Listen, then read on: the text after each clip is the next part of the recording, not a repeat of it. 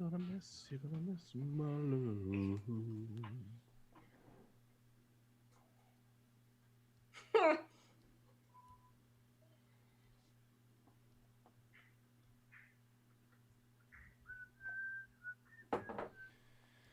Okay. Wait, now what the fuck is this?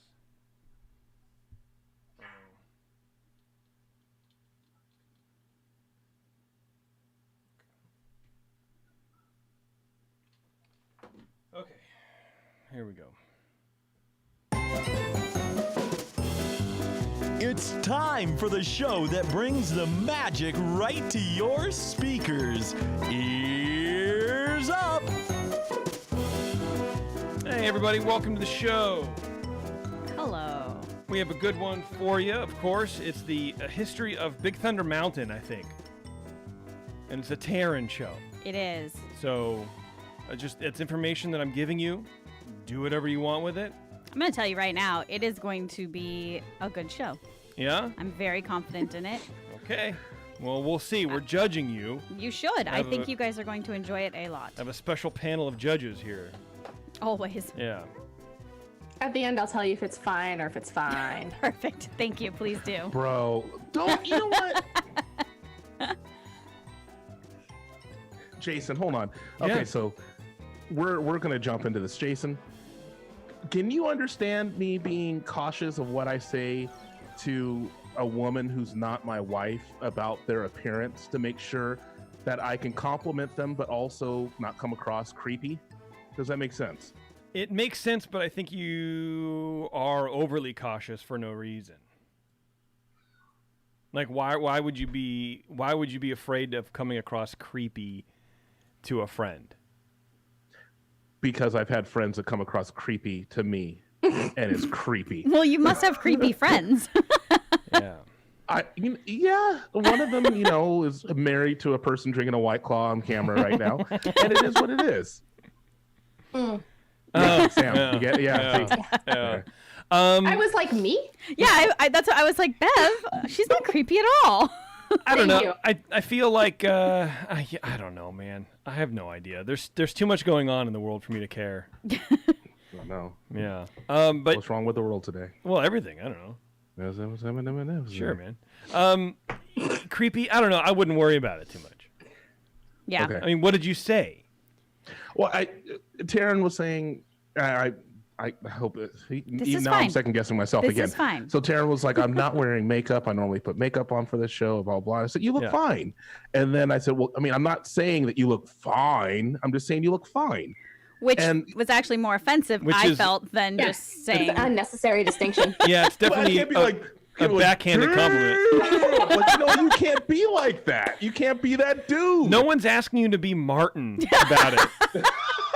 But That's I feel like true. you could have just said, "No, you look fine, man. Don't worry about it." Okay. But in order Or are we? the point where you had to clarify, I know. that's when it was weird.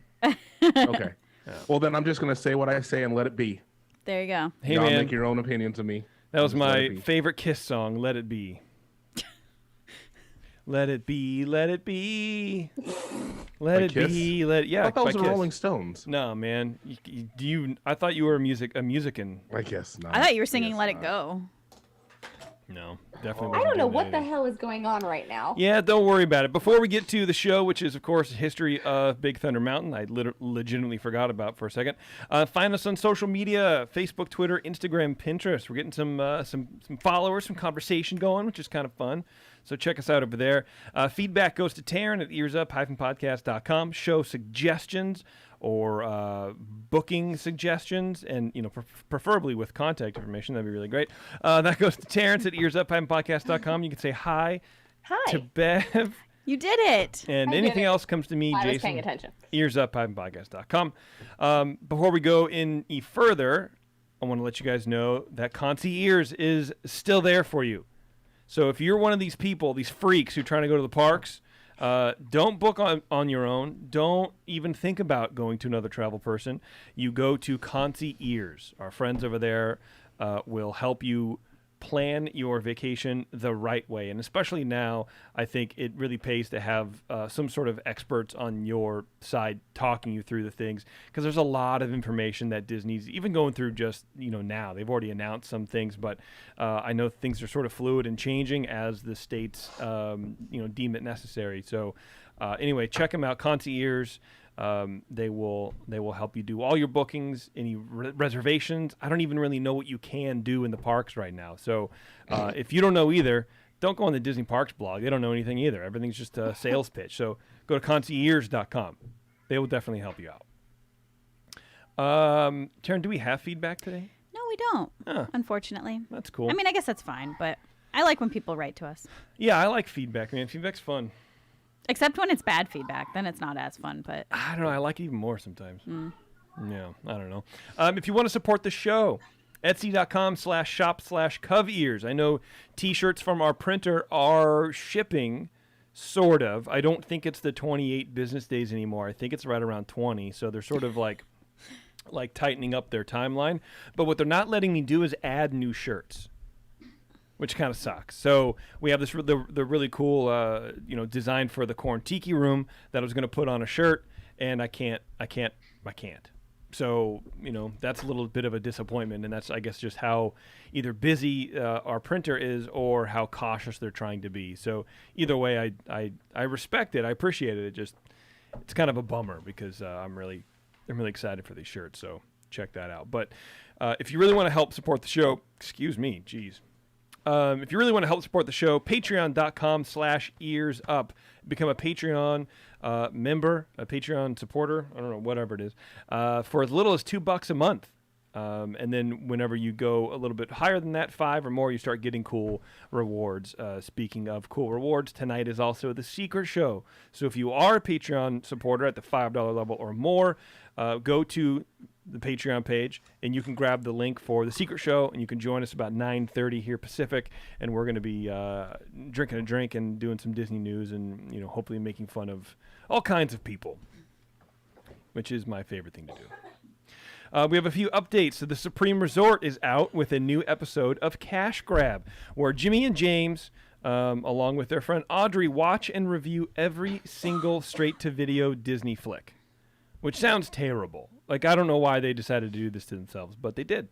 So you can check that out. That released today. Banter, Besker, and Bantha Milk podcast, they have a new ep now, so go find them. Rob over there at Bantha Milk is working on a new website. So they have a website now. It's banthamilkpodcast.com, I think is what it is. So you can check that out. It's definitely a work in progress, a lot like our website was when it first launched. But Yeah. it's a cool way to get in touch with the boys and see what's going on over there. Bless you. You okay? I've been waiting for that to happen. I was so many noises over there. I am. The Rona. Yeah, Well, I was right? trying not to. Yeah, I just had a tickle, and I was like, I can't do a show with a tickle. So I'm No. glad that happened. Yeah, so me now we're too. done. I am too. Speaking of the Supreme Resort, our friend Jimmy is going to downtown Disney on July 9th when it opens. And I don't know why. I don't know why either. But I think what we're going to try to do is do a call-in sesh where we just talk to him. And I haven't really mentioned it or thought about it even until like right now. So if you guys want to join, you can obviously. But I don't know. I'll probably record it and release it as like a little standalone thing, and just to see what it's actually like down there, if people are paying attention, anything, because I really think that's a good litmus test for if they ever let Disneyland open. Which spoiler alert for the news, they're not. By the way, I also called it right here. If Downtown Disney goes well, then I think that's a little bit more, relief for everybody trying to go to Disneyland. And I'm just really concerned about the queues at Disneyland. That's where I think people are really going to tie up. And, when you're trying to maybe check out at Downtown Disney or go into a shop and people are coming out, what do you do? That whole kind of uncomfortableness. So Yeah. anyway, we'll check all that out. Yeah. You said we're going to talk about that in the news? Or? Sure. Oh, Yeah. cool. All right. Excellent. You know what else is open? The 21st Amendment. Sully just opened their location in San Francisco at 563 2nd Street for the best in social distancing, beer consumption, and dining. And if I know Sully, he's going to do it right over there. And I meant to call him today and see how it went today. But they opened up just now. I think there's maybe like 10 seating areas in the whole place, because it's kind of a small spot if you've ever been there. But they are open, so things are slowly opening up there. So if you find yourself in San Francisco, maybe check that out. If you're not in the area, if you want to stay home or whatever, please pick up some of their beer wherever you find it. I think it's in like 30 states now. The 21st Amendment's cranking out some good beers, and they're doing hard seltzer. They're going to be soon, so you can check that out. It's good stuff too. Yeah, it is actually. I had one the other day, and I was like, for Father's Day. I was like, okay, let's just drink this. I felt 100 calories. Yeah, sure. It's great. I felt like a class trader. It was weird. Okay. Well, I guess let's get to the show, Taryn. Oh. History of Big Thunder Mountain. No, sure. It's fine, you guys. Kids, bro. I'm sorry. Yeah, and it's fine. All right. You guys want to do the show? Let's go. Okay. Great. I don't know if I can wear these. Okay. What do you got? Taryn's got blue blockers. Yeah. It helps when I'm reading. Yeah. Oh, wow. Okay. So before I start this show, I just want to tell you that I accidentally found the history of Big Thunder Mountain Railroad. I was actually looking up. So I started looking up this the show, right, and started. You start off in Wikipedia, and I was there, and it said something about Tony Baxter, and I was like, we haven't reached out to that guy in a while. Let me look up his contact information. So I start Googling, trying to find Tony Baxter contact information to try and get him on this show, and I found the most amazing story. And it turns out it's about Big Thunder Mountain. Oh, so I like it. All right, so here we go. The history of Big Thunder Mountain Railroad is full of twists and turns, disappointments and heartache, resentment and long-standing grudges. Now, the history of the ride is, of course, based in fact, but along the way, you'll notice that we talk about how someone felt or why someone did something and why. And while there's no way for us to truly know how someone felt or why they do anything, these assumptions are based on fact, represented here, and are corroborated by many Imagineers during the time period. One thing I love about the history of this ride is that it plays out almost like an old Western, which fits almost magically with the aesthetic of the ride.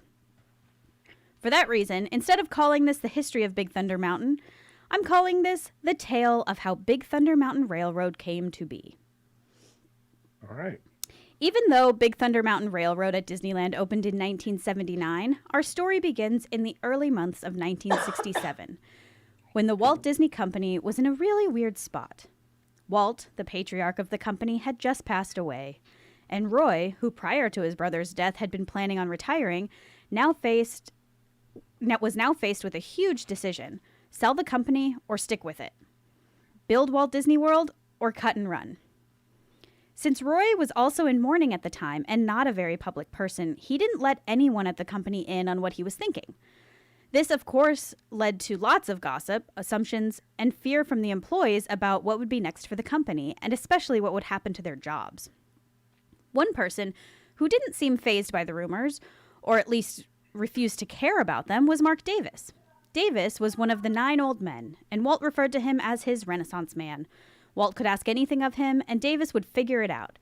He was his right-hand man, and after Walt's death, Davis didn't care to listen to the noise going on around him. He just kept working. During this time, he worked on drawings for Haunted Mansion, Country Bears, and looked for ways to improve Pirates of the Caribbean. Even though Pirates of the Caribbean was a total success, Davis wasn't entirely happy with it. He especially had a problem with the first part of the ride. Right after the 2 drops, where you see the mounds of sand, bones, and a skeleton before the story of the ride begins, this area was sort of an afterthought. Since they were out of budget due to the large amount of audio animatronics and the fact that this was supposed to be a walkthrough, Imagineers had very little money left to decorate and design this part of the ride. Davis was highly praised for his design work in this area in particular, but he still didn't love it. He vowed that if an opportunity to ever do a Pirates-like ride came up, he would do it right this time. Then in August 1967, 8 months after Walt Disney's death, Roy finally let everyone know that not only was he not going to be selling the company, but he was also greenlighting Walt's ambitious Florida project, Walt Disney World. Wait, so he was saying if he had a chance to do something like Pirates again, he would do it right? Yeah, because he wasn't a big fan of pirates. The one ride that everybody universally loves. Okay, Yeah. got it. Perfect. He thought it wasn't done up to his own personal standards, I guess. Okay. He was a lot like Walt. All right. This was great news. So Roy gave the green light to Walt Disney World. And this was great news for all Imagineers. But Mark Davis was especially excited to hear that they'd been tasked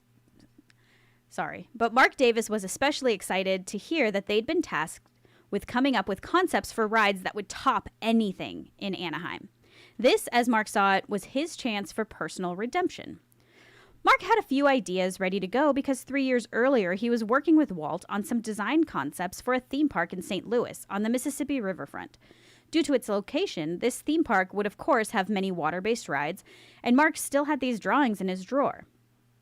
Now at the time, Pirates of the Caribbean, being a huge hit in Anaheim, had Disney thinking that they needed something similar in Walt Disney World, but they thought that the idea of pirates in Florida would be too familiar for the locals and not something that Floridians would get excited about. But they still needed a thrilling big capacity attraction. So one day, around this time, Mark rummaged through his desk drawer and pulled out a concept for Lewis and Clark type ride that he had worked on with Walt called Western River Expedition. Jeez, can you imagine having a Lewis and Clark ride in this day and age? Oh, jeez. Come on. This would be a thrilling water-based ride that took guests through scenes of the American West with cowboys and Indians. Davis took his old concepts and revamped them, using all the skills that Imagineering had developed over the last few years, better audio animatronics, the idea of staging shows with music and humor, to come up with an attraction more ambitious than anything currently in Anaheim. But because he knew his concept might be difficult to sell to Disney executives, it would require a massive ride building, which would require a huge budget, he came up with responses and answers to all of their possible flaws that they might see in his design. This attraction would require a massive building. Davis thought, well, it could be a great theming opportunity. We could make it a mountain or something. Well, with a building this size, we'd have to reroute the railroad. Oh, no. Have the railroad track go through the building. Well, with a building this size, you'll be able to see it from the other side of the park. Oh, no, see, I've got that covered. We'll make it so guests could go up to the top and use it as a lookout point. Well, if we build this attraction, we'll have to cut back on other attractions like Space Mountain to account for the cost, and we need Space Mountain. So we have a great thrill ride. Well, then let's make this the great thrill ride. Roy and the other executives were worried about the scope of this project, as it was basically becoming a new land for Magic Kingdom, as opposed to just a ride. But Davis told them that he wanted to make something that would make Walt proud. And that statement clinched the deal. So what exactly was Mark Davis's idea? Davis's Walt Disney World expansion area, if that's what we can call it, was deemed Big Thunder Mesa, because the 4-story building would be disguised as a mesa coming up from the ground. And for those of you that don't know, a mesa is a large, isolated, flat-topped hill in the middle of a surrounding plain. Mesa is a building on a plane. I had to Google that to know what that was. That was my Jar Jar impression. Oh. I'm making a Jar Jar joke. Oh, Yeah, that's good. thank you. It wasn't. No one asked you, Bev.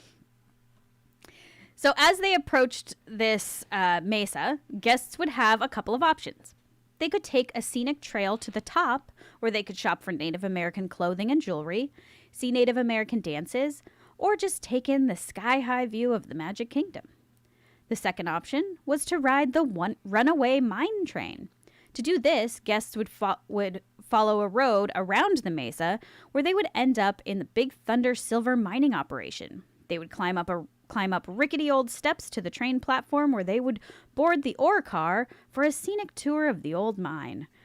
The ride would start off pretty easy and calm until the train of ore cars tried to make it up a steep hill. This is where the individual cars would become unhinged and fall backwards back down the hill, twisting and turning through dark caverns full of stalactites, until an old crusty miner pulls an emergency brake and reattaches the cars and takes them back to the platform safe and sound. Now, this sounds an awful lot like the ride that we know today, but we'll get back to that. The third option in Big Thunder Mesa was to walk directly into the cave, into a cave in the mesa. This was the ride queue for the Western River Expedition, which was somewhat similar in nature to the Pirates of the Caribbean. You walked through the dark cave, and when you came out the other side, still in the ride queue, you would be in the middle of a canyon at dusk, with a river in the middle. You'd walk over a bridge to the boat loading area. The ride itself was basically Pirates of the Caribbean, except instead of pirates, it was cowboys. You ride calmly through a few scenes of general Western debauchery, bank robberies, dueling pianos, lots of drunk people and horses, until you end up getting stopped at the end by Mexican bandits who try to rob you at gunpoint. They tell you to hand over your belongings, or it's over the falls for you, which is where you notice that the river ends and your boat teeters for a moment before falling very quickly and steeply to the bottom. After the ride, of course, the guests exit through a souvenir shop. So this was his big idea. Now, Roy and Dick Irvine, executive vice president of WED, which is now Imagineering, thought the concept was pretty amazing and gave Davis the go-ahead to build the model. Once they saw the model, they seemed to understand more the extravagance of Big Thunder Mesa and realized that the project would require all of WED's manpower. And they just couldn't allow all of their resources to be put into this one project. So they told Davis that it would definitely happen, but it couldn't be an opening day thing. They slated it to be a project to open within the first 5 years of operation. Not bad. That's a pretty good compromise. Yeah. It was a good business decision. And Davis, while a little disappointed to have it not open on opening day, totally understood. He was still excited and thankful at the enthusiasm and encouragement that he received from Roy. But then, Roy died.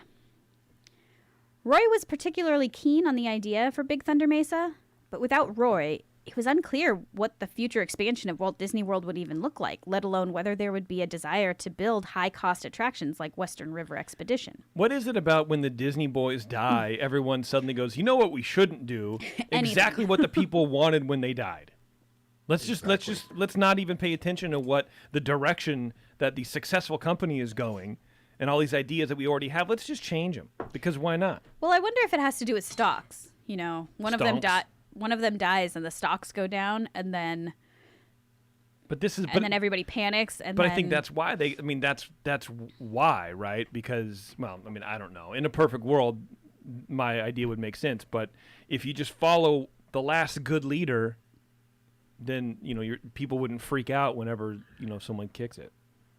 The problem is that you find historically when Walt died and then when Roy died, about the next 3 to 4 years, everyone asked the question, what would Walt do or what would Roy do, instead of what should we do? And I think people just kind of freak out. And when you have this powerful person leading the charge, when they're gone, you're like, you know what? We don't know what to do anymore. Yeah, and you know what? That brings up a good point, because I'm sort of sick of hearing people go, what would Walt want? What would Walt want? You know, he would want a scotch and a cigarette. Like, but, you know, ultimately he wanted to entertain, but everybody else is sort of on that same page, but just, you know, trying to make a park the way that Walt wanted, but only on the surface, because the things that are coming out are just, I don't know, they're either too focused or not family friendly enough, like Star Wars Land, in my opinion. You can't just say what would Walt want and then let's do something what you want. Yeah. I don't know. They're sort of invoking Walt's name whenever they want to get someone on board on a project. That's exactly what Davis did. Exactly. I mean, and it worked. Okay, so Roy has passed away. They don't know what's going on. And in these early days of Walt Disney World, guest relations kept getting asked, where's that Pirates of the Caribbean ride? When they received the answer that it's in California and there are no plans to build it here, guests became more and more confused and irritated. Walt Disney World had so many of the same rides as Disneyland. Why not the pirate ride everyone's been talking about? Guests actually filed complaint forms and sent angry letters to the company. It was something that the company really did not anticipate. So Card Walker, he's the one that took over for Roy when Roy died. Yeah. And Card did not like that there were complaints about this new theme park. So he made the decision that Pirates would need to be built in Florida now. Now, Imagineers pleaded with him, saying there is a similar, better ride in the works. Just wait. But he said no. People want pirates. We're giving them pirates. They already had the framework for the ride, and it would be easier to build, cheaper, and quicker. Davis, of course, was pretty upset, mostly because he wanted to make a ride that was better and more ambitious than the one in Anaheim, not less than, which is what the designs were showing. It was a tough time for Davis, and while concerned that Western River expansion may no longer be necessary for the park, he was still optimistic that it was going to happen. It was already publicly announced. Photos of the concept art were in public, and they had already started clearing the area for construction along the rivers of America. So, there was no reason to worry, right? Well, at this point, Davis had a few things working against him. America was throttled into a nationwide energy crisis, which had a huge impact on park attendance. Most people who visited the parks in these days drove. That's when Monster Energy drink was made. Was to it? respond to that, yeah. Because people were sort of like lethargic and the energy crisis. And some people just weren't motivated to do anything. Taryn, Go on, Taryn. I think this one had to do with oil. I don't think there's oil in Monster Energy drink. I know. Oh, okay. I think there is. Well, there might be. CBD oil, bro. Crush it. So most guests drove, and as the oil prices became sky high, people just couldn't afford to go out. It's kind of like now. They certainly weren't taking trips to theme parks. This caused the executives to put a hard stop to any plans for park additions, including Big Thunder Mesa. Then, and even more of a problem for Davis, the Western genre was not the hot new thing anymore. And with a growing concern in America about the depiction of Native Americans, Davis's caricatures of cowboys and Indians were problematic at best. The executives suggested scrapping the Western idea and instead putting in a new thrill ride.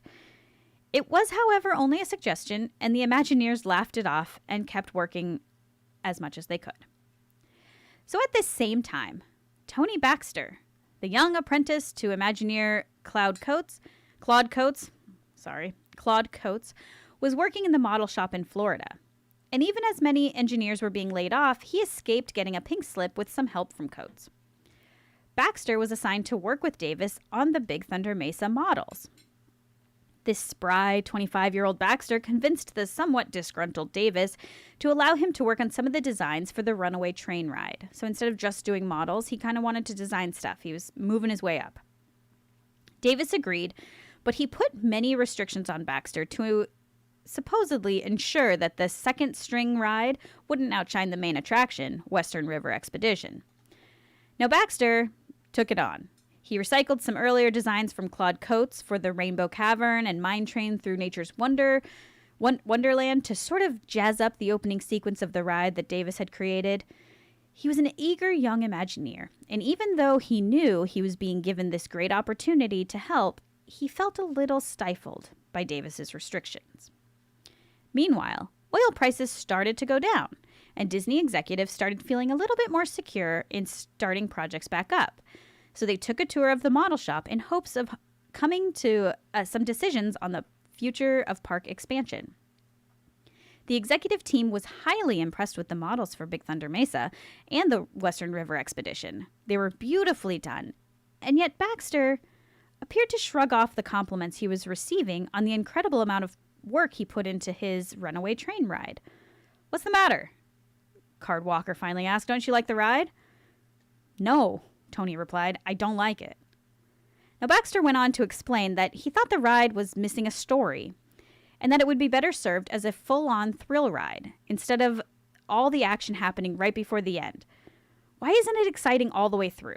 He continued telling them of his ideas for atmospheric scenes like coyotes howling on high bluffs, dinosaur bones that stick out along the train's route, and a dramatic caved-in finale. Now Walker seemed impressed with his concept, but he knew that there wouldn't be space or a desire for two thrilling rides in this area. So he told Baxter to draw it up, flush it out, and it could compete with Davis's Western River Expedition for the land. Yeah, nobody wants two thrilling rides in one area. How dare they? Well, it probably just can't work. I guess. I mean, you have two lines button up against you. I don't know. So Baxter already had a leg up in this competition. Well, first, let me just set this scene in case it's not coming through. But you've got this young spry guy, 25-year-old, and then you have this guy who is, I don't know how old he was at this time, but he's in his 50s, maybe mid-50s. Yeah. He's one of the 9 old men. Mm-hmm. He's been there forever, and he's got this other guy talking to executives about how he doesn't like his idea, essentially. So that's kind of what's going on here. So Baxter already had a leg up in this competition because from Walker's point of view, Baxter's ride would have a relatively quick turnaround and could be built for about a third of the price of what Davis was planning. Davis was, of course, livid and took it personally that Baxter had undercut him to the executive team. Baxter apologized to Davis, but it fell on deaf ears. Walker now had to make a decision. He didn't want to build Davis's Western River expedition. It didn't make sense economically. But the company had already announced the attraction inside and outside the company, and he didn't want to disappoint the public. So what do?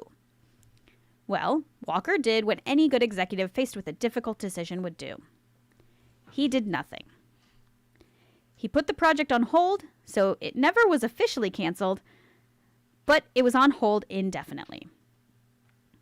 Davis, still truly believing in his idea, did what any good artist would do. He took his idea elsewhere. Davis met with the folks in charge of Disneyland and did his best to convince them that his over-the-top ride, that would be the best one yet should be at Disneyland. The folks in charge listened, and they even added it to the list of attractions considered for construction in the December 1974 issue of Backstage magazine. Now, why Davis thought that Walker would be okay with building the very thing he put on hold in Walt Disney World at Disneyland is anyone's guess. But, if nothing else, his determination is to be admired. Now, Walker declined to build Western River Expedition in Disneyland. Davis was bummed. He was seeing his dream disappear. Of course, he continued working on many other projects, including adding animatronics to Disneyland's Mine Trains Through Nature's Wonderland. And he worked on this project very hard until he found out that it was closing to make room for Tony Baxter's Big Thunder Mountain Railroad, which Davis believed was pretty much a direct ripoff of his Runaway mine train design. Now, sadly, that's where the story ends for these two Imagineers. According to folklore, Davis never got over this and never really liked Tony Baxter. Baxter was the new kid in town, and his ideas were now being spotlighted. Now, in some ways, this is a very sad story. We like to think that all Imagineers are best friends and they work together beautifully, but we're all human, and it is business. All artists have egos, and I honestly don't blame either one of them. I doubt from what I've read about Tony Baxter that he deliberately went behind Mark Davis's back to the executives. It was probably just an opportunity that came up. And Davis's idea, while amazing, just didn't take into account the economics of building an attraction of that magnitude. So now Davis's prized Western River Expedition was... Davis's prized Western River Expedition was never built, but it did pave the way for Big Thunder Mountain Railroad. And don't worry, Imagineers continue to use ideas from the Western River Expedition in several attractions in Epcot and even more in Disneyland Paris. So while his big grand idea didn't come to fruition, his concept did have a massive impact on future park additions. But let's get back to Big Thunder Mountain Railroad. So even though it was given the green light, it had to get in line. Space Mountain was first on the docket at Disneyland, and it took all the manpower they could afford, so Big Thunder was delayed. This delay, however, was an actual blessing in disguise because during this time, computers were beginning to be used to design rides, which offered more concise designs and led to smoother rides. And Big Thunder was actually one of the first Disney rides to ever be designed using CAD, so computer-aided drawings. The ride itself was designed by Tony Baxter and Bill Watkins, and I guess some could say Mark Davis, and was built on the land that the mine train through Nature's Wonderland used to occupy. The Western Saloon, Hotel, Assayer's Office, and Mercantile that you see both when you're on Big Thunder Mountain Railroad and in the queue are all part of the old village of Rainbow Ridge, which was used to overlook the loading platform for Mine Train Through Nature's Wonderland. So they're reusing a lot of the stuff that they already had instead of just redoing all of it. So it was sort of a throwback to the old ride in a way. Also, several animatronic animals that you see on the ride are also repurposed from the previous attraction. And remember, these are animatronics that Mark Davis helped design. Now, the glowing pools of water next to the first cavern climb are homages to the Rainbow Caverns, and the balancing rocks are also recycled from the older ride. Big Thunder Mountain Railroad's ambiance and aesthetic is based on Bryce Canyon National Park in Utah, and Walt Disney World's Paris and Tokyo's versions are based on Monument Valley in Arizona. Disneyland's version opened in 1979 with Disney World's larger but otherwise similar version opening a year later in 1980. Now, if you remember, one of Baxter's issues with Davis's slower and less thrilling version of a runaway mine train was that it didn't have a story. So here's Baxter's story of Big Thunder Mountain Railroad. In the late 1800s, gold was discovered on Big Thunder Mountain in the southwest. Suddenly, a small mining town, Rainbow Ridge, became a thriving one. Mining was prosperous, and an extensive line of mine trains was set up to transport the mined gold. Unfortunately, this mountain was sacred to the local Native Americans, and any desecration to it was cursed. Before long, the settlers experienced a disaster. In Disneyland, it's an earthquake. In Walt Disney World, it's a flash flood. And in Tokyo, it's a tsunami. And the mines and town are abandoned. After this devastating event, the locomotives started running around the mines on their own, without engineers or a crew. Many years later, Big Thunder Mountain Railroad was open to the public to allow tourists to take one-of-a-kind rides on these possessed trains. That I kind of wish I didn't know that because it sounds stupid. Yeah. But that is by and large the tale of how Big Thunder Mountain came to be. Mm-hmm. So that's the end of the story. But we do need to talk about just one more thing. Kidney stones. Okay. In the October... Best place to lose them, right? Yes. So in the October 2016 Journal of the American Osteopathic Association, a paper entitled, and please bear with me, Validation of a Functional Pilocolical Renal Model for the Evaluation of Renal Calculi Passage While Riding a Roller Coaster. That's the name of the paper. I wrote that article. It was published. The paper's author, Dr. Wardinger, found that patients of his had passed kidney stones after riding Big Thunder Mountain Railroad at Walt Disney World on vacation, including one who had passed 3 stones on 3 separate occasions. The doctor then tested the result, with the permission of Disney, with a 3D model of a kidney by riding the ride over 20 times. The study found nearly 70% of the time the kidney stone was passed, with results varying depending on which row they were in. But don't you pass kidney stones by peeing them out? Yes. So what do you strap a diaper on and just hit the train? You pass kidney stones by peeing them out, but they also have a thing where they actually they can jostle it and try to break it apart so that it's easier to pass them. Yeah, okay. And so that's probably what they're talking about. So the study also found that Space Mountain and Rock and Roller Coaster starring Aerosmith did not have the same result. But that's just a good ride. I mean, Aerosmith aside, because they're awful. Rock and Roller Coaster. I love Aerosmith. It is it is a good ride, but it's interesting that only Big Thunder Mountain Railroad produced that result. That's odd. Sure. They whip them around. That's it. Yeah. That's my history. Very good, Taryn. Thanks. I love That that. was really fascinating. Yeah. I love that ride, man. Big Thunder's cool, but as much as Tony Baxter wanted a story, I never knew any of that stuff. You don't get that from the queue. That's how I It's just found a it goat. accidentally. What's that, Terrence? There's a goat. That's all I know about Oh. that ride. There's a goat with dynamite in his mouth. Yeah. And like, a rattlesnake or whatever. And it's funny because you were talking about how Baxter thought it was actually kind of boring in the beginning and everything only happens at the end. And that's still the way it is. There's Yeah. really nothing. No, that's not true. What do you mean? Then what happens? You go up the hill and then it's a roller coaster. Although there's like the exploding room and stuff. Yeah, but that's at the end. No, that's like Yeah, midway. No. It's midway. But I think he meant like the roller coaster. It's all like the whole it's a roller coaster, whereas Davis's ride was like like just a do. So yeah, but I mean, I see what you're saying, but I'm saying it sounded like Tony wanted more of a story to go along with the ride, and some of that story, the storytelling elements, he wanted to happen throughout the ride instead of at the end. And maybe I'm getting all that all wrong, but it seems like that still didn't happen. Like there's a goat. There's no like talking during that ride, right? No. Like I know there's music, but there's no like. No. There is that part where like the rocks shake, and I guess that's supposed to be the earthquake. Oh. And I vaguely remember there being some type of flood. There's water at the one at Walt Disney World, so that must go with that whole thing. But yeah, I'm not saying he did a good job with that story. And to be honest with you, who knows? Maybe the story was made up later.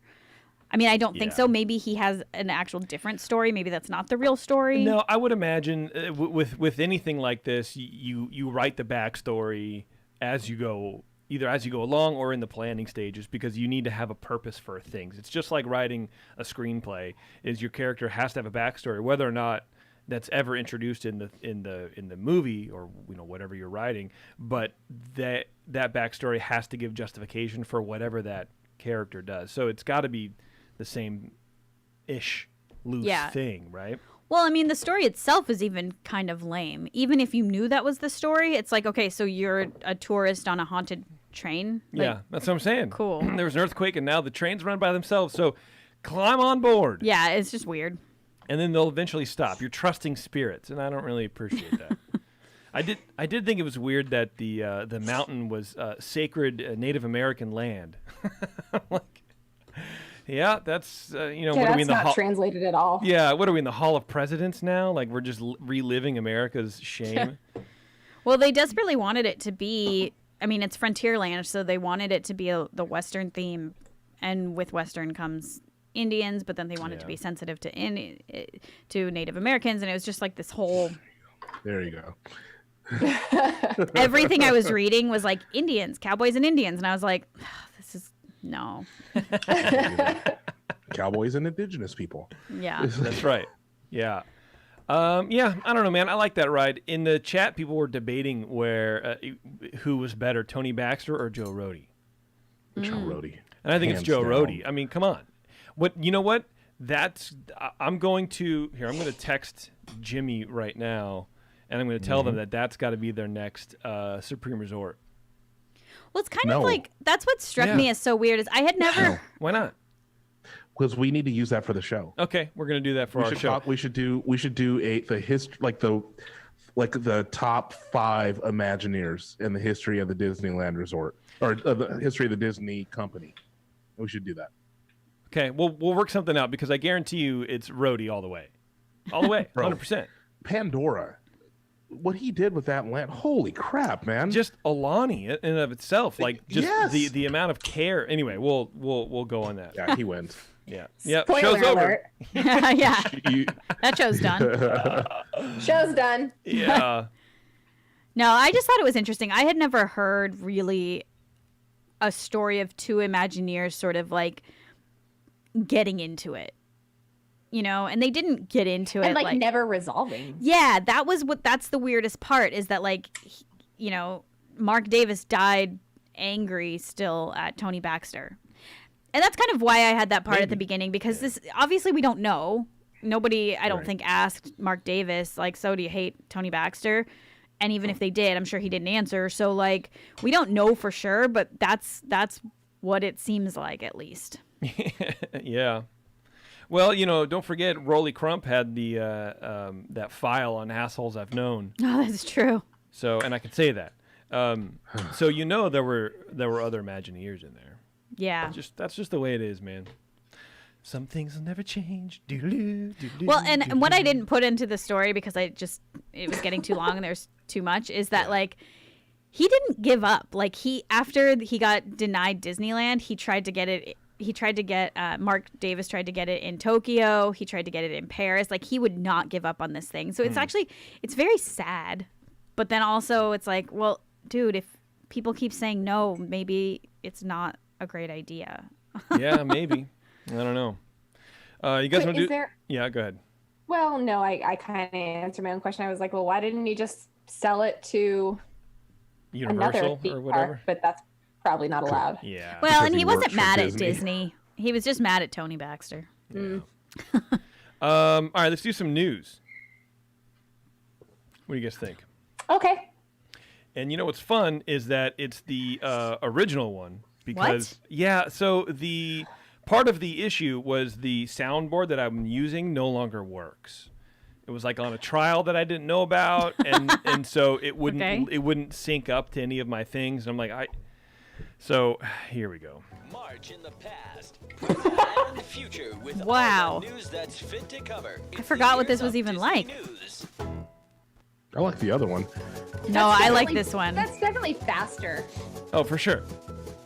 It I actually miss sounds like this. a normal announcer guy.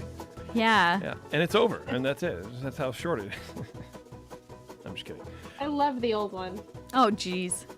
The old You one guys are rules, crazy. dude. Future and the past. No, it was like a horror film.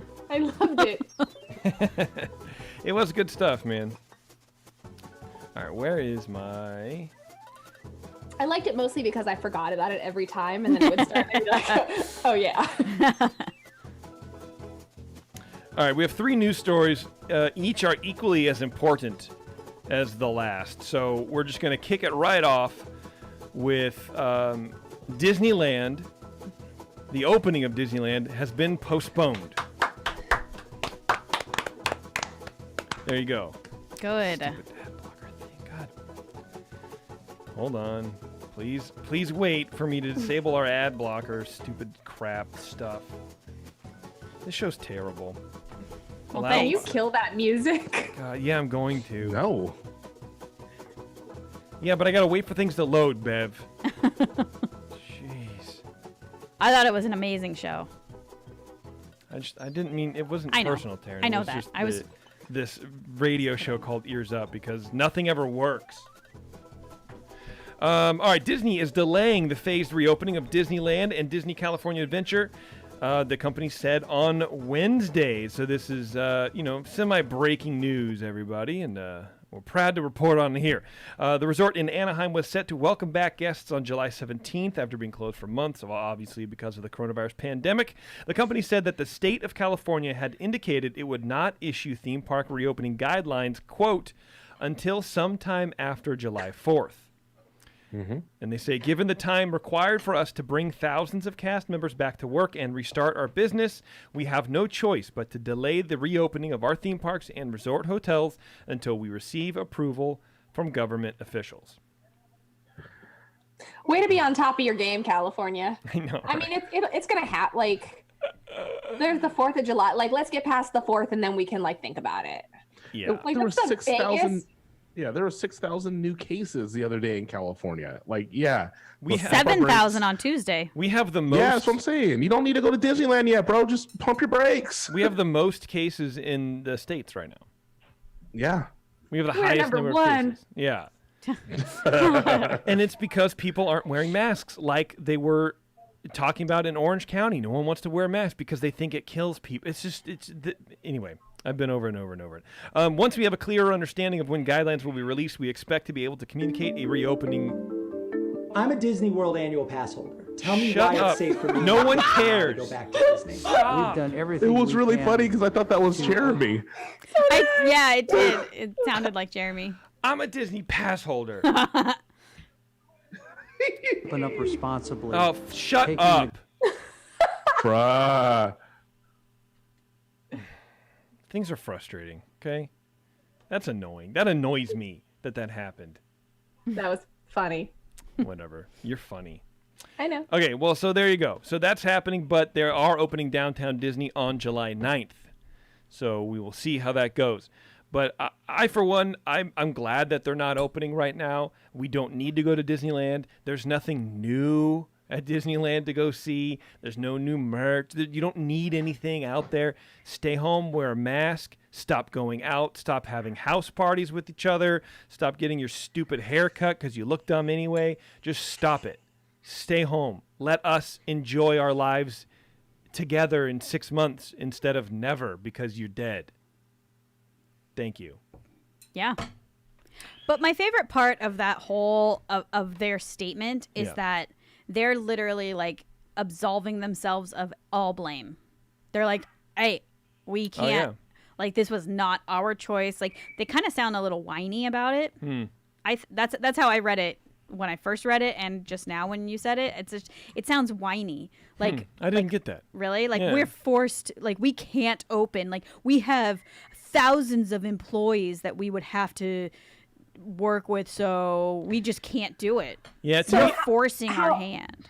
How I took it, or perceived it rather, was them being like, if they could just give us a straight answer, we could do our job. But since California can't give us a straight answer on when we're going to know what we have to do, we can't do it.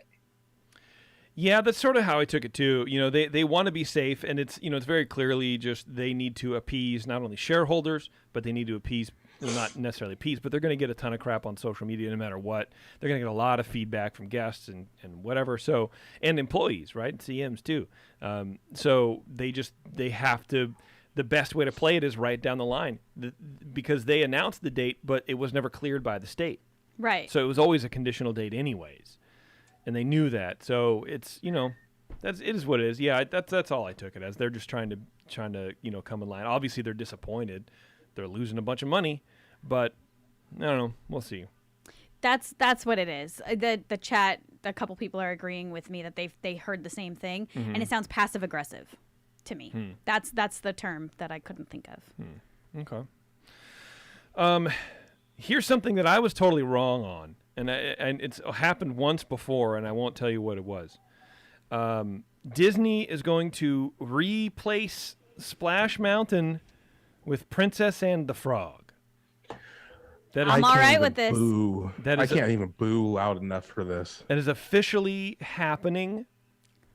It's officially happening. Who cares? Inspired by the animation in one of Walt Disney Company's most kinda misguided care. cinematic works, Splash Mountain, and its imagery rooted in the dated and racist 1946 film Song of the South will soon be a thing of the past. This is from the LA Times. Walt Disney Imagineering unveiled plans on Thursday to retheme the ride to its 2009 animated work, The Princess and the Frog.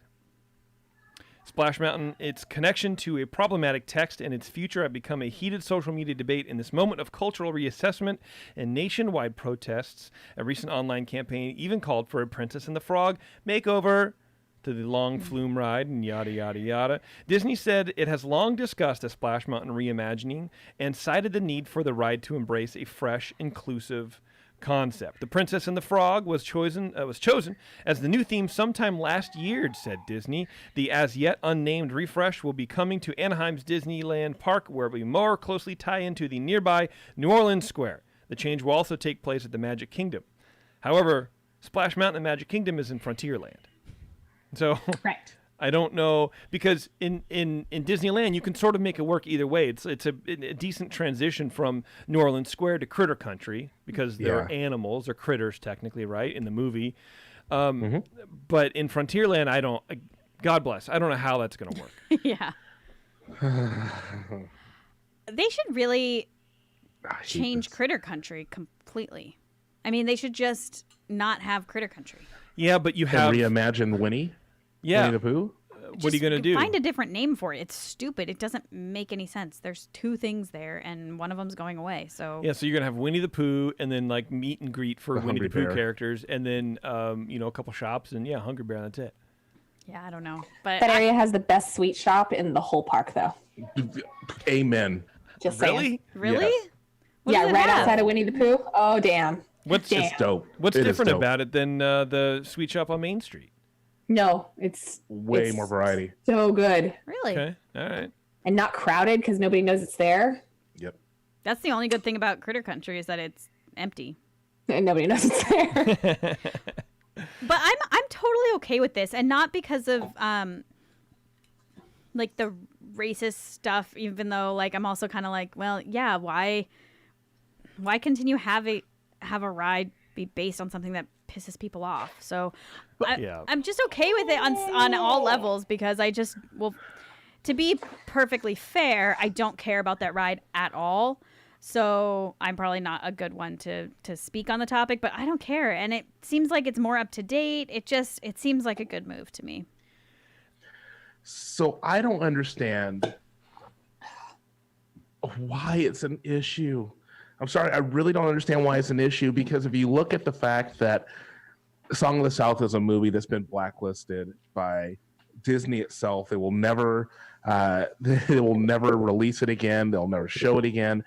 But the ride itself sterilized it so much that you cannot, like, I've been on the ride probably 5 to 10 years before I ever saw the movie, and I had no idea what the movie was about. I had no idea that it was racist or borderline at best.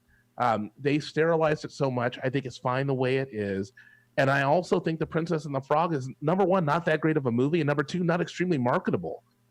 The only thing they've already done for Princess and the Frog is have a meet and greet for Tiana that happens once a day in New Orleans Square, because most people haven't seen that movie.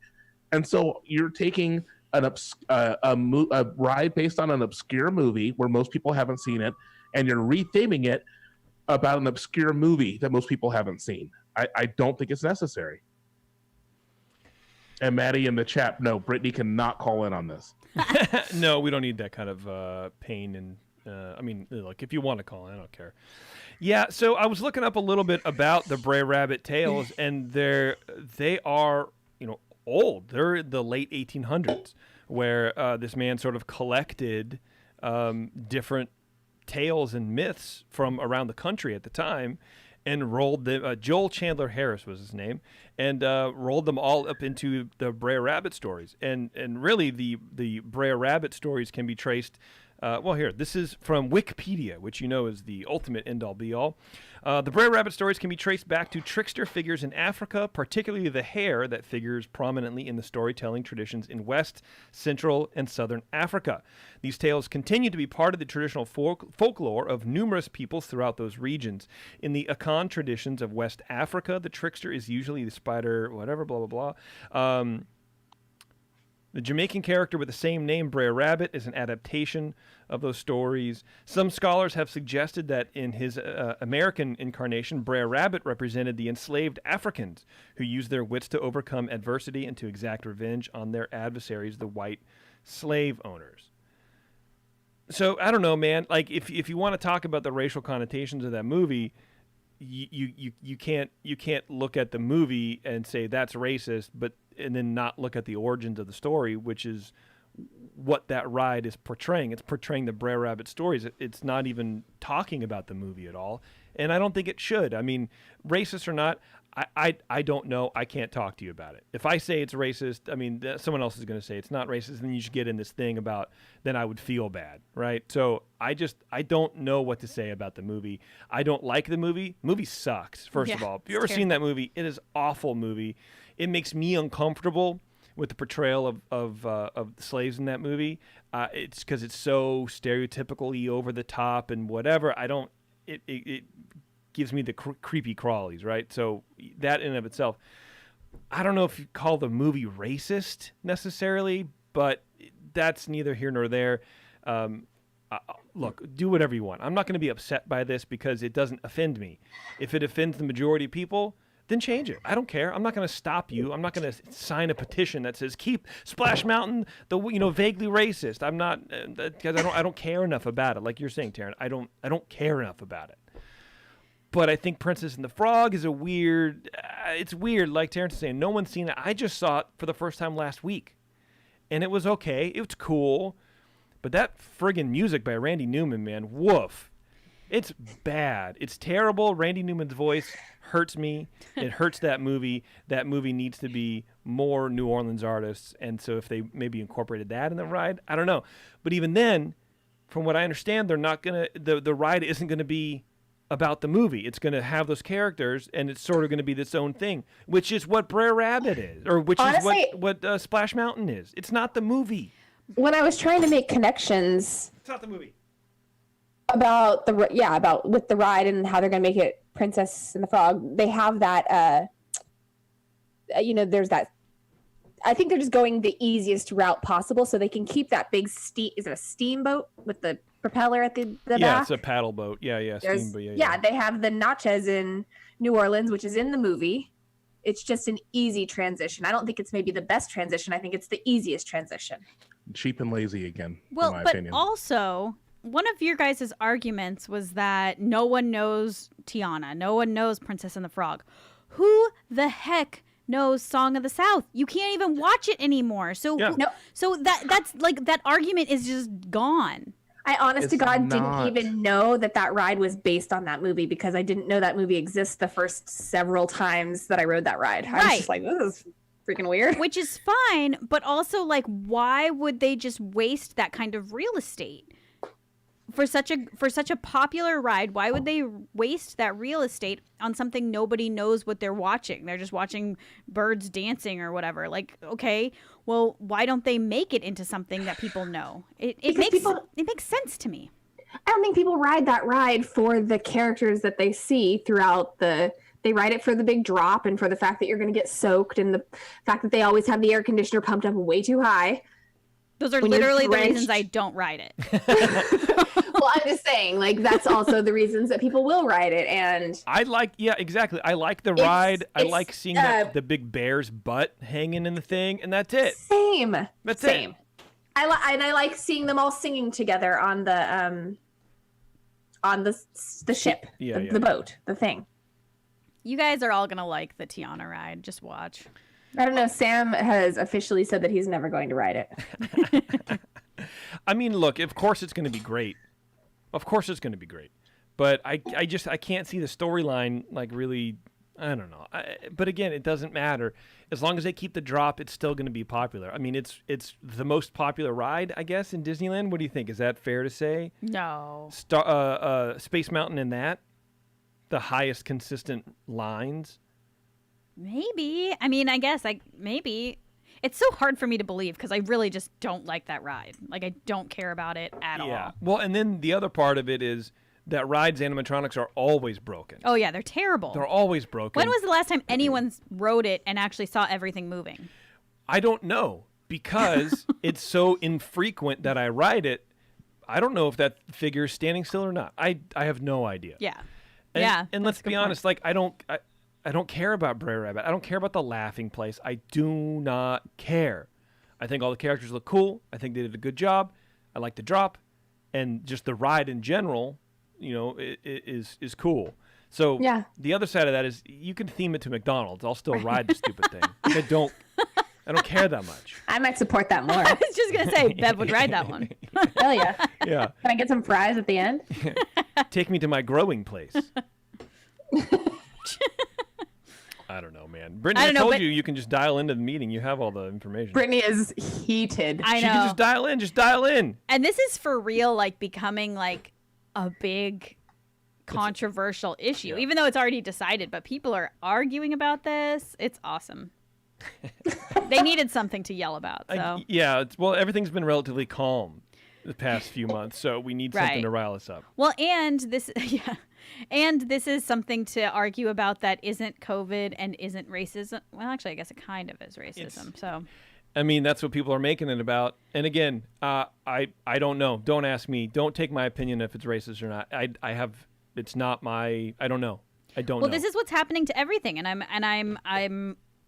I think I'm okay with it. I think I'm okay with things changing around.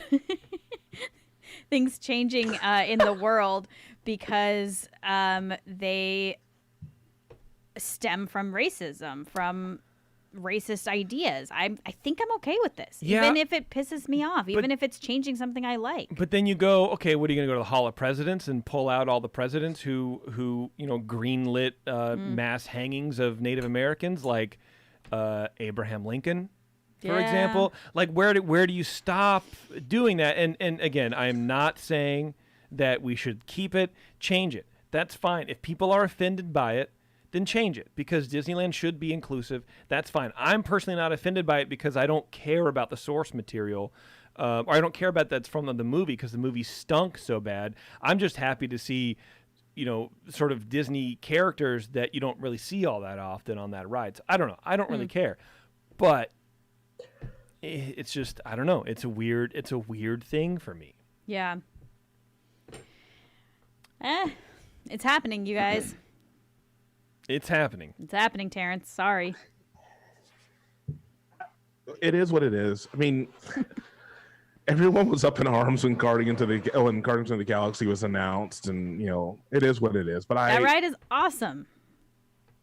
It is. Disney does not do a bad job with the retheming. I just think that it's unnecessary. It's completely unnecessary. And there's a difference. And this is my point. There's a difference between them saying we've chosen to retheme it because we think that it's a stale concept to have a ride based on Song of the South.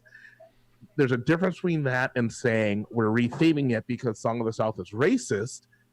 And so now, congratulations, you have the Black Princess ride. That's what makes it sting a little bit more. I'm like, ooh, I really don't like that. Yeah. Yeah, I mean, I could definitely see that point of view. I mean, so, at least Princess and the Frog was a better movie, and so that's cool. It is a little weird that we're pulling from source material from 2009. Yeah. But then again, so the argument is, well, I know that, Disney, IP, people don't really like that. They want something fresh and new. But then, there's a Little Mermaid ride that just went in a couple years back. So that's older than Princess and the Frog. But that's a classic princess. Like, But I don't know. Maybe Tiana's just not old enough to be a classic princess. I mean, I'm happy with having a princess that can make some gumbo and some beignets. I'm okay with that. Yeah. I not don't wrong. Right? I mean, that movie is okay. What killed me was that trumpet playing friggin' alligator, man. That was hilarious. I don't know. There you go. That's that. That's that on that, right? There we go. Commented on it. Hopefully, I've made people mad. Oh, I think everybody's mad. I mean, not at you, but just in general. Brittany's in here. Brittany just showed up? Yes. I see her name. Where? there. Oh, I'm so excited. What up, y'all? What up? Oh, Here, let me finish no this. video. Let me finish this real fast. The princess. Show your face. What's up? Come on. You gonna fight me? Show your face. The princess. No, I said my makeup was off, so I'm not doing it. So is mine. Look. The And princess. Taryn looks fine. Okay, you guys. The Princess and the Frog project is largely being overseen by Carmen Smith, Imagineering's Vice President of Creative Development and Inclusive Strategies. Whatever that means, I don't know. And Charita Carter, who was instrumental in the development of Mickey and Minnie's Runaway Railway. Smith says, we continually evaluate opportunities to enhance and elevate experiences for all of our guests. It's important for us that our guests be able to see themselves in the experiences we create. I can really see myself on a space mountain and being an astronaut. It feels really whatever. So there's a rumor that Tony Baxter is going to be consulting on this. Oh, he's going to jump back in? But you would think that Disney would announce that. Brittany, I can hear myself in your microphone, so maybe you're on speakerphone. Oh, my be. Yeah, that's all right. That is your B. That's right. You would think that if that was true, Disney would announce that. That's something that they would advertise. Tony Baxter's coming on as a creative whatever the heck it is, right? But so that's the current rumor on Diz Twitter. Yeah. Anyway, Brittany, what are you doing here? I came to fight. Okay, let's fight. What do you want to say? All right. I agree with Taryn's points. Like, it's just, what does it matter? If Brer Rabbit is just irrelevant, then what is the difference of making it a ride based on, a movie that I personally love? And I think Princess Tiana embodies so many modern characteristics in what people want in a princess. Like Cinderella, trash. Sleeping Beauty, trash. You've got to be kidding me. I love You it. really think Cinderella is a good princess to look up to? Why wouldn't she be? She's just sitting there like, I get it. Being kind, great. But waiting for a man to sweep you off your feet. That's not what that's Trash. about. That's not. That's not. Hold on. Okay, yeah, that's Snow White. All right. That's Snow White, who is also trash. That's not Snow White either. But go ahead, Terrence. It's not. So Cinderella is the best story of doing the best with your circumstances. She had every right to be the top person within that house, and instead she knew hierarchy. She was a slave, and basically for those people, she did what she was supposed to do for her family because that's what she thought she was supposed to do. She was subservient to them, and At the end of it, she winds up winning. That's a great story to hear. And the argument is not that Tiana is not a great story to hear. It's that Princess and the Frog is not a good movie. That's the argument. But how can you argue that Cinderella is a good movie? She was like, okay, sure, she knew her hierarchy, but she was also pretty weak. She was like, well, just, I'll live the life that I have, and I'm not gonna I think level myself up to what I deserve. I think a lot of she was that. like, her father literally died, and she was just like, well, I guess I'm just gonna. I think a lot of do that. everything. Guess I'm a She was a servant kid, now. bro. I She think- was a kid, bro. I think a lot of that is storytelling from back then too. Nobody knew how to tell stories. If you watch a movie from the 70s or the 60s and then you watch a current movie today, it's night and day difference. So I think some of that boringness is inherent just in how they were writing stories for this new format. So I don't really, judge them too much on how character development, but I mean, her character's not that exciting, but nobody is in that because those movies weren't necessarily, I think, about the character so much as about the technology. Yeah, but also Cinderella did just get lucky a lot. Like So did Snow White, man. I know, but So did Tiana. Did she though? Like, Yeah, she met that other frog. Well, she met the frog, and the frog turned her into a thing. She met the nice alligator who didn't want to eat him. There was a whole bunch of experiences. That's part of the adventure and storytelling, is that you survive on luck and moxie, I guess. Yeah. But at the also same means time, she there was was working. alligators that wanted to eat her. What's that, Bev? And she was working to get to her restaurant. Like, she had a dream and she was actively working towards it. Yeah, Cinderella Tiana had is- no dream. She was just living up in the attic, and that was her life. Yes, but you have to remember that Cinderella lost her father at a very young age. It's not like she was 15 years old and all of a sudden she was like, oh, as a sophomore in high school, I guess what I'm doing now is dropping off and Sophomore. serving all these people. She was Yeah. a kid. Also- she was a little kid. Yeah, they didn't have anything. They were in like some rundown house, weren't they? Like it wasn't. There was a shanty at that point. It fell into what is it? There were people of high money, and then he died, and everything just ran down. So what do you do at that point? It's not that she's weak. She's just living the life that she was given. And a lot of people live that life where they're subservient to family. Well, and back then it's not like she can go to like welding school. Thank you. You're welcome. Brittany, I want you to go and watch those two movies again, and then you can tell me if you feel the same way.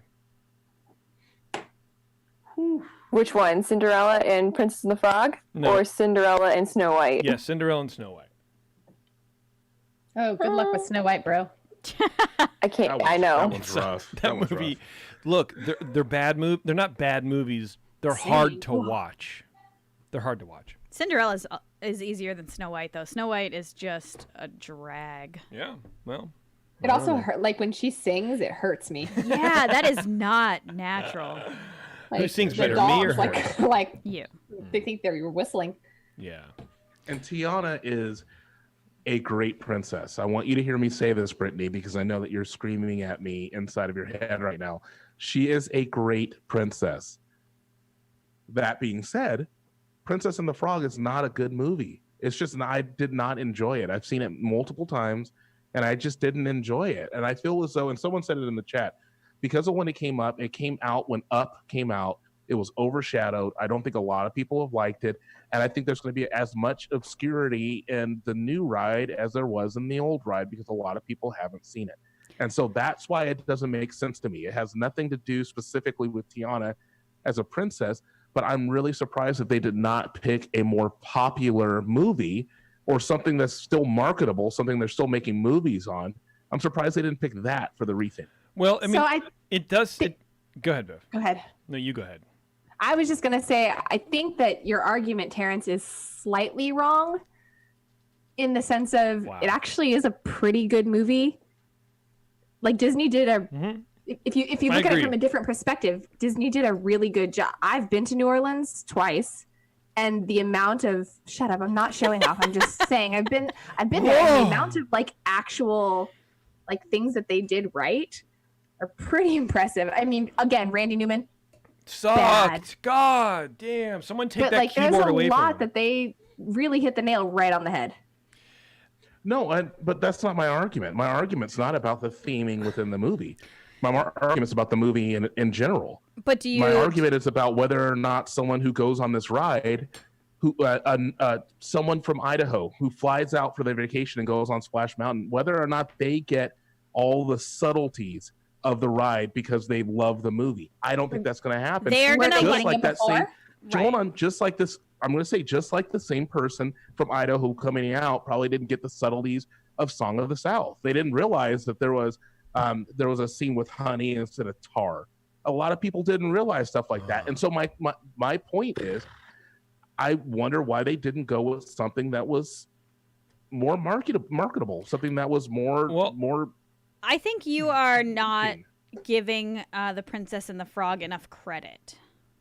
I think that person from Idaho is going to recognize it. I think that they wouldn't recognize anything from Song of the South, but they're gonna know Tiana. I'd never seen the movie until 2 weeks ago, but I knew Tiana. I knew even her name when I saw her walking around the park. And I also am gonna say that anybody who gets on that ride after seeing that drop doesn't give a crap about the theming. They're not riding that ride because Tiana's singing in the corner over here, or the subtleties or the nuances. They're riding it because it's a terrifying water ride. Well, and in the press release, let's not sugarcoat it. I mean, they are looking for a black princess. They're looking for representation in the park. They even said it in the press release. There's the manager of inclusiveness, and they said, we want everybody to see themselves in our rides. That is corporate speak for we want diversity in our characters. So where else are you going to get that? Except Princess and the Frog. And that's why, like I said earlier, that's part of the reason why I don't like it, but it's fine. That's why that's part of the why not? Isn't that a good thing? I don't know. It is a good thing, but it's not a good thing to shoehorn it. And this feels like a shoehorning thing. But if they've been thinking about this for a year, is it shoehorning? I'm not saying shoehorning because of what's going on in our nation right now. I'm not okay. talking about the climate of the nation right now. I'm saying we can put this on this ride and we can make it work and that'll be great. And now everyone can see themselves in the park when that's not true either. And Brittany brought up a good point. Where's Mulan? I don't see her on anything in the park. So where are Chinese American people seeing themselves on the rides there? If you're going to do it for one, do it for all. So retheme. This is a first step though, right? Well, let's hope it's a first small step. world. It's a good first step. Small world. Oh, so Wow. That's everybody. Everybody. Except But she's there. She's in small world. everybody. Yeah. Dude, they're pushing back. Yeah, I mean, the release of Mulan. I wouldn't even be opposed to them retheming a part of the China Pavilion in Disney World to include something of Mulan. Like, I'd be really excited because right now you only see Mulan in Disneyland when it's the Lunar New Year, and I think that's weird and very odd. And I think Mulan deserves more representation because, again, like, she's just like Tiana. She has amazing values, and she is a modern princess who actually has goals. Yeah. Well, Right. Mulan's actually better than Tiana, in my opinion. Okay, she did do a lot more than Tiana, but I still love them both for sure. I know. I'm just saying she saved the country, but whatever. Yeah, maybe. I mean, but she had to dress up as a man to do it, and that right there. Oh boy, stop! Is where I'm kidding. I don't know anything You about should Mulan. stop it now. It's just jokes, everybody. I'm just kidding. Brittany, thanks for joining us. I'm going to kick you off, or you have to hang up. Goodbye. All right, bye. Bye. Deuces. Well, that was cool, I guess. My final news article, and it's like I said, these three news articles are equally as important. Okay. Liverpool's 30 years of hurt are over, baby. The Premier League is finally heading to Anfield. Manager Jurgen Klopp was overwhelmed by the emotion of the moment as Kop legends instantly branded the team the Immortals for finally ending the 3-decade crusade to reestablish their place at the top of English football. The players partied into the night, having gathered at City Centre location in the hope nearest challengers Manchester City would formally relinquish their crown. Confirmation of City's 2-1 defeat by Chelsea at Stamford Bridge sparked jubilation across Merseyside. The night skies ablaze with fireworks and pyrotechnics from supporters and roads reverberating to the sound of car horns, with fans under orders to stay off the streets. They don't care. The English Premier League is finally back in Liverpool. I just wanted to celebrate, and there you go. That's all I got for you. So how loud were you screaming at the end of that match? I actually didn't even watch it. I was watching The Wire. Are you serious? Yeah. Again. Yeah, rewatching The Wire. Right.